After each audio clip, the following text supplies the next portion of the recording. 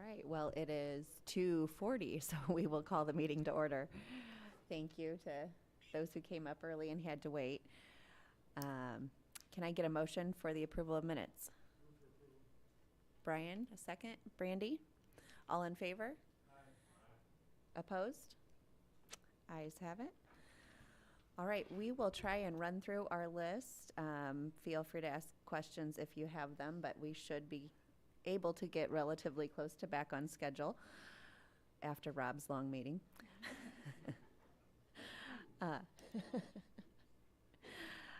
So can we have the ETSB come up to give us an update? Good afternoon. I really don't have anything to update this meeting from the last meeting, but if anybody has any questions, I can certainly get some answers back to you. Do you have any update on the new center? No, we are still working on that. We are awaiting new drawings. They're supposed to be at our tech meeting tomorrow for everybody to make a decision on. As you know, we had to downsize also because of the cost of construction. That's the trend. Yes, that is the trend. So we're awaiting those drawings with cost estimates this time. So we'll see what happens, but it's kind of where we are. Questions from anybody on the committee? Oh, more to come. Thank you.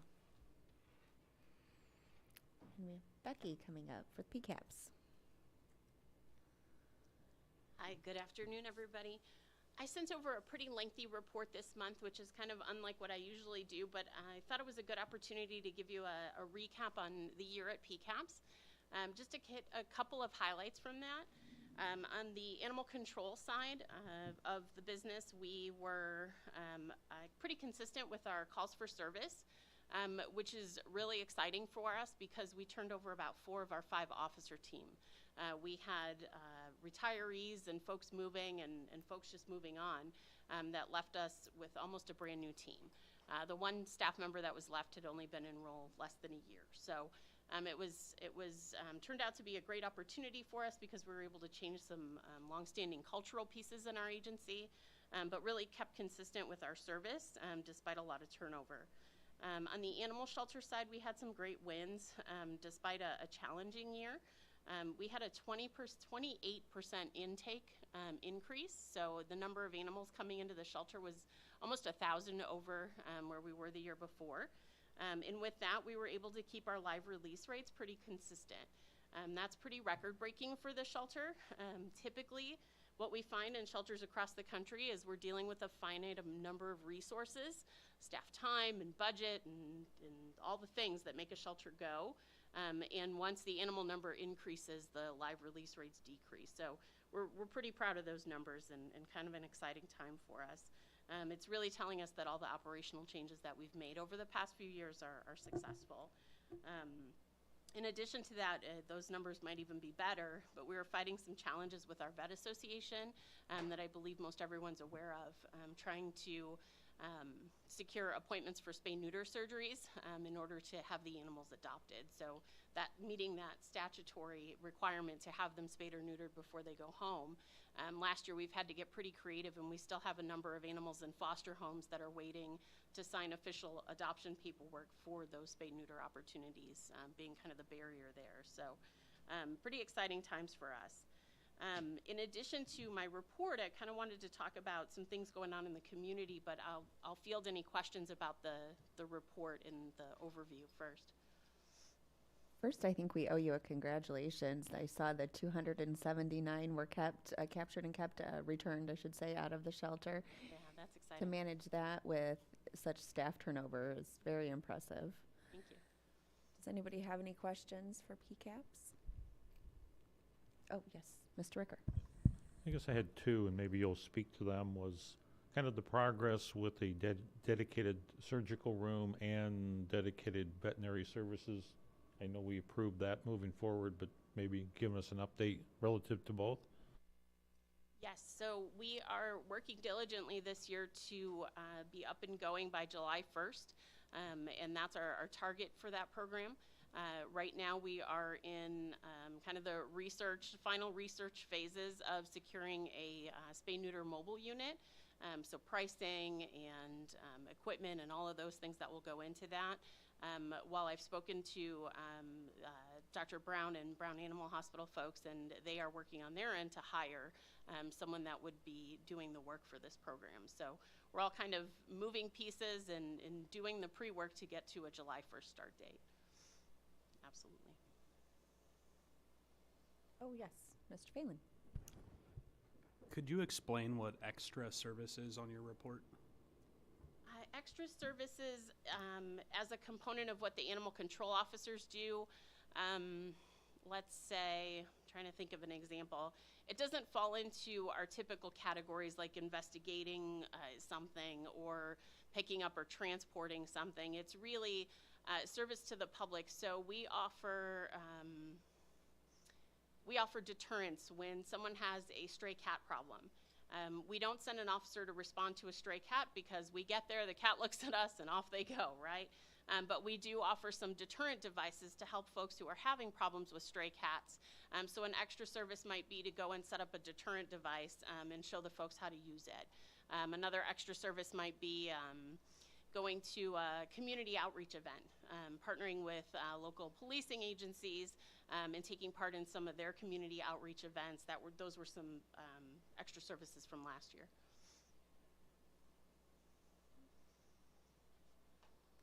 You said you had a couple stories you wanted to share? I do. So there were some rumblings in the community that we heard around the January 1st holiday in regards to our officers' response to stray animals.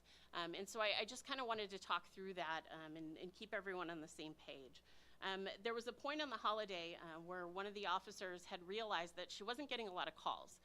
So she reached out to our dispatch center, and there was a lack of communication or a miscommunication with our team. So when our officers go on call at night, they respond to emergency calls only. However, we staff them on the holidays as a normal staff responding to normal calls for service. So at some point, there was a miscommunication, and the emergency center or the dispatch center was communicating with the public that we were on emergencies only, and they weren't dispatching us for animals running at large, basically stray dogs. And so there was some miscommunication there. So it caused some rumblings in the community. We saw it on social media. And I just kind of wanted to talk through that in case anybody had any questions or saw some of that themselves. Our typical business is on holidays that our officers are staffed for normal shifts. We reduce our officer staffing, but they are staffed working normal shifts and normal hours, and then go on call at 5 in the evening, a little bit earlier than our normal 7 o'clock on-call time. And so we resolved that. The officer took it upon herself to talk to the dispatch folks, and it was resolved. It probably went on for a couple days longer than we would have liked it to, I guess. As soon as we caught it, we resolved it. We just got through the Martin Luther King holiday with no concerns about that. The other thing that then came from that was that there was some rumblings in the community about us having closed our animal drop-off kennels. And if you'll remember back in 2020, we made a decision to close the outdoor kennels where folks could leave animals overnight when we were closed. That decision was made in line with the guidelines for standards for care in animal shelters. That's a document that was put out by the Association of Shelter Veterinarians as kind of a standard for shelters across the country. And they recommended that you close those outdoor drop-offs. Inconsistent with what we were finding, animals would escape those things. People from the public would come and pick the animals out of the kennels and take them to their own homes. Sometimes we would find pets deceased in those kennels. And they were just exposed to the weather and the elements. Times we would put locks on them and lock them up anyway because we knew it was going to be bad weather. So in 2020, we made the executive decision to close those. They're still intact, but they're permanently locked so people can't access them. On that holiday, when folks were finding that our officers weren't responding to calls, the community was kind of a little bit worried that they didn't have a place to bring an animal themselves. And so we have, informed our officers, and we want to tell the community that if you pick up an animal after hours, you can always access our animal control officers after hours through the dispatch line. Animal control officers are on call 24/7 and can be reached by a phone call so the dispatch center can put them in touch with somebody on the phone. Doesn't mean we're gonna go pick up a stray animal at 10 o'clock at night if somebody's picked something up, but we can certainly be that resource to give advice and tell them places to put the animal that isn't necessarily in an outdoor kennel on our property. So I just wanted to kind of talk through all of that since we've heard that there was a little bit of rumblings in the community about that, and make sure that everyone was aware. Thank you. That's really good information for us to share with the public in case we hear anything within our districts.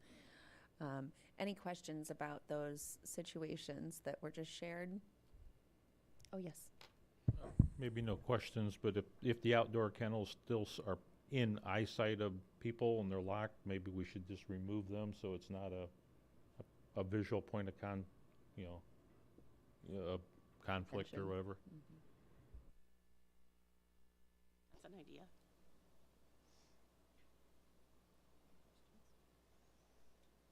Do you have any idea what the cost would be based on the permanency or permanent nature of those? I don't. They are on a cement slab. The bottoms of them are cement slab, and they're a 9-foot tall fencing. So there might be a significant cost to removing them. I don't know that the actual visual nature of them is. You don't really see them, I guess I would say, because our fencing is chain link surrounding the property, and those kennels are chain link. So we had problems with people not finding them when we would direct them to them in the past, because they just kind of blend as chain link. So I hope that's not an issue, but we can certainly look into the cost of removing them. Thank you. Anyone else? All right. Well, thank you for your report.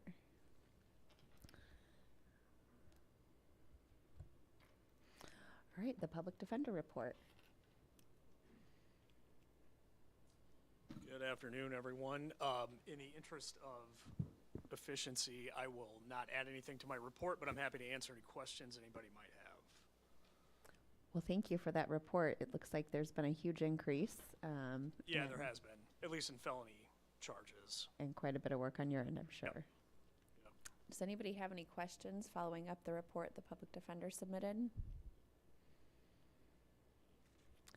I will say for those who aren't familiar with the public defender's office, I believe Nate mentioned he's welcome or interested in sitting down with anybody who's interested. Danny and I took a bit to visit with him last week, I think it was. And I think the meeting went longer than we'd planned because we were all talking, but it's a very informative meeting if you have some time to touch base. If there's no questions, we won't keep you any longer. Thank you. All right, we have several police service agreements. All right, perfect. You're on the ball. Can I get a motion on those? Rob and Brandy. All right, do you let's want to get do these started. one at a time, or? Can we do them together? All right, let's do them together in the interest of time. Is there a motion to do that? To run them together? Rob and Brandy again? All right, are we good with that?